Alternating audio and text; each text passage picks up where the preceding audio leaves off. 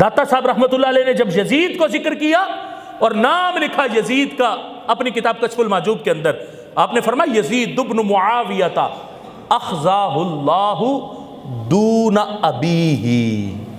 آپ نے ایک اسی چند ایک لفظوں کے اندر کیا یزید ابن معاویہ اخزاہ اللہ دون ابیہ، اس اخزاہ اللہ دون ابیہ سے رافضیت سے بھی سرحدیں جدا کی اور خارجیت سے بھی ہماری سرحدیں جدا کی۔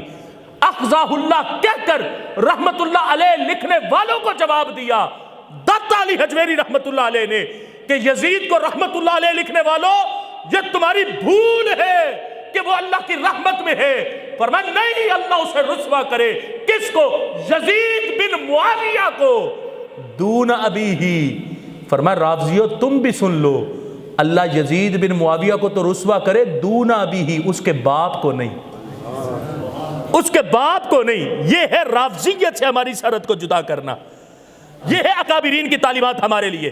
اور آج وہ لوگ جو داتا صاحب کے مزار کے احاطے کو وسعت دے کے گامے شاہ کے ساتھ ملانا چاہتے ہیں، میں کہتا ہوں داتا صاحب نے دون ابیہ کہہ کر اپنی سرحدیں گامے شاہ سے جدا کی ہیں کہ گامے شاہ والے وہ دون ابیہ کے مخالف ہیں اور اہل سنت داتا صاحب والے وہ دون ابیہ کی شان کو قبول کرنے والے ہیں۔